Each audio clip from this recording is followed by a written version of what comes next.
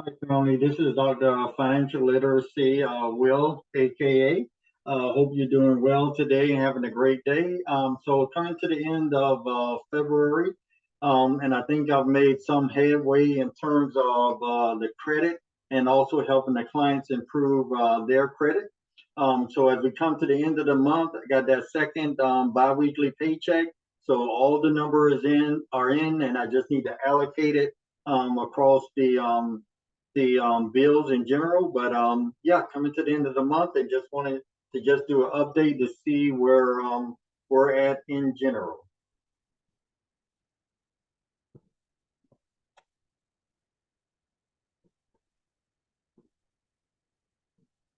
Okay, so I just wanted to add just a little lighting. Forgive me for that.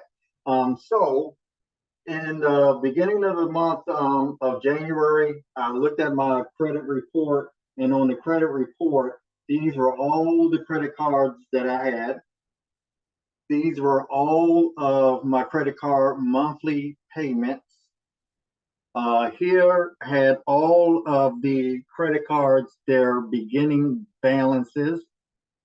And also, this is the current state as of today, 2/22/24, their balances. So try to take each card one by one. So here we have I had a Bank of America credit card, $35 a month, and it had a balance of $18.74. Today, that balance sits at zero. Now it goes up and down because I use it, but I'm really trying to stay away from it because I'm trying now to shift my personal spending over to maybe the business side and remove it from seeing this as much on the personal side and just spending less. The next card was the American Express card that I had. I was an authorized user. I had myself removed from that. I went to try to get a home equity line of credit, a personal line of credit, and other lines of credit, but they found that I had too many, or they said that I had too many open lines of credit. But then when you go to ask them, well, how many is too many? No one really tells you. So I am just paring down the lines of credit that I am an authorized user for. They definitely have been well for me in terms of improving my credit. But when I went to try to get a bigger loan, a home equity line, personal line of credit, they indicated on a number of lenders, 10 or more, that just had too many accounts opened up and too many inquiries over the last 12 months. Next account is the Capital One Walmart. That was at 21. The balance back then on the first was zero, but now I'm carrying a balance of 303. That's because I did a cash advance at Walmart. And at Walmart, it's not called a cash advance, it's called a quick cash. So as long as you purchase an item, I think over $1, you can withdraw certain amounts based on your credit limit. And then you have until 30 days before you get charged any interest. So this is on a credit report now, but I'm going to pay it off before March the 12th to get it off of the credit. And the only thing it didn't cost me was gas going there, the items that I purchased, tax, but I learned a lesson that I can use in helping my clients improve their credit and improve my knowledge. The next one was a Capital One Quicksilver, 25, didn't have a balance at all. Capital One Saver card, 25, didn't have a balance when it started at the beginning of the year. Capital One Spark Business had a monthly payment of 22, a balance of 774. That got up to 1,500 at one point. But now using velocity banking and the techniques that I learned and now helping others to understand, I have a negative 47. So I paid a little bit more. Now they have a balance. So I need to go ahead and spend that down because that doesn't show up on my credit report as negative 47. It just shows as a zero balance, but I have $47 in credit. The Discover card was at 49%. $49 and had a balance of 13 at the present time. Using velocity banking, I've been able to pay that off. The next card was a finger hut that was 26. I think I used that in December just to keep the credit going. At the present time, that balance is now 0.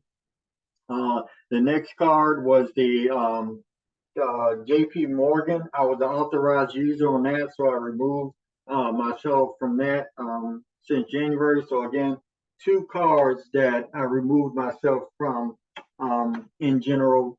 According to the lenders, I just had too many open accounts for what I was trying to do. I was trying to refinance my 3 properties, put them into a home equity line of credit, or get a personal loan so that I can tack this debt and also the debt on my business side. Navy Federal, $20 on the first, balance of 102. That is now 1860. As I talked about in the other videos, I've used Navy Federal as a cash advance to attack some of these other debts because of the lower interest rate. Navy Federal, I think, was at 18%. Some of my other cards were up to as high as 32.24. And then speaking of Navy Federal, I also started to get the prepaid to go card. So I'm using that as a strategy. And the way that I will use it is that you can have a credit limit. Say I have 7,000. I may have $2,000 on it now.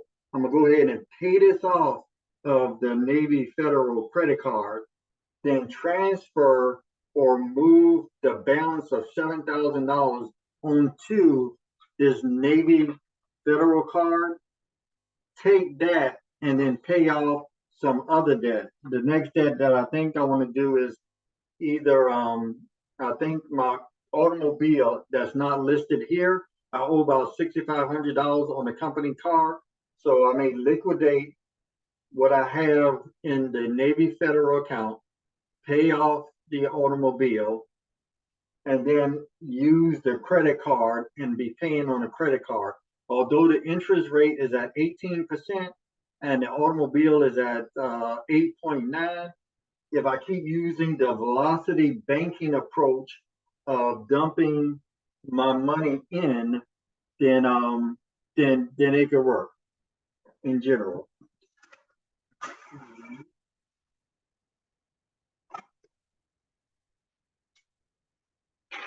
And this is the velocity banking piece. I'll put this up right quick. Sorry about that. All right.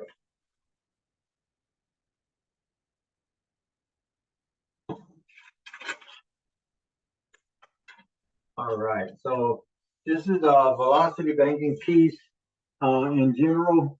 And in it, I've been taking my paycheck, putting it into the bank as a direct deposit, and then placing the money on the card of the expenses that I can work that lowers the average daily balance. That is the key. Trying to lower the average daily balance in general. So going back over to the credit card, at the Patel card, that was at $25 a month. The balance up there was $583, and now it sits at 0. So in general, in looking at all of the cards, I've been able to knock out some of them down to 0, and that is now additional cash flow. So I have additional $252 a month based on some of the cards that I've been able to knock out using the velocity banking method. Now, if I would have just gone a year with paying each one of these cards, that would have been a significant amount of interest. But in using the velocity methods of putting my check onto the card, except for keeping rent, So I keep outside of the card my rent. My rent is $1276.50.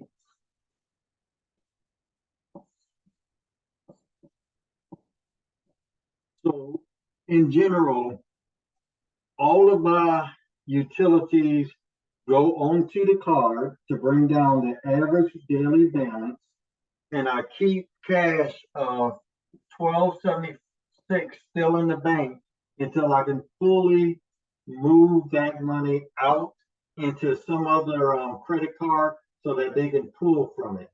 Now, it has worked for me at two other banks, leaving just a small amount in. And when it hits the checking account that the money is in, there's not enough. They pull and the card is paid off. And then I just need to go in and put some money into the account, but being able to use that. Now, I'm looking to do it for rent. So maybe this month that would occur. So again, the cash flow from the 2 months have increased by 252. My previous balance was $4,746. The current balance is $2163, and it would not be as high if I was not still carrying the $1860 for the Navy Federal cash advance. But the cash advance has been a good thing for me. I've been able to pay it off in 1 or 2 months with very little interest, but it was able to help me get down some of the more higher interest rates cards. So yeah, that's the update. Velocity Banking has been doing well, and as I pointed out in some of my earlier videos, some of this you may just have to go in it alone. You may not have a partner that's on board. You may have a partner that don't understand. You may not completely understand. But try what I've tried to basically make sure that there is a certain amount of money that already goes onto the card as early as I can get it in to bring down that average daily balance and not waiting to the end of the month. I'm starting to use more the velocity banking with my clients, and I encourage you to please look at it and just try to move forward with understanding. If you have any questions, my number is in the bottom and my email. I'll be more than happy to talk with you during any opportunity. But just start. If you don't have support from family members or you just feel as though you're doing this alone, then yeah, just start in general. I've helped one or two clients. We've paid off some credit cards to get them into the velocity. They're still trying to understand it. This will be their second month and trying to process it and see how it goes. But yeah, it's going. And what I have, some people are unable to get a home equity line of credit like I was, or a personal line just because of the business debt that I'm also carrying on the other end. So I've started what I call a green line of credit, and I provide this to my clients, and this helped them to get started with velocity banking, and I call it a GLOC for Green Group Consulting Incorporation. So if you think you like to understand velocity banking more, and if I can be of help or service, please give me a call or give me an email and see how we can work together. Thank you very much. I am a political economist. I am not a financial planner. I am not a CPA, nor am I an attorney.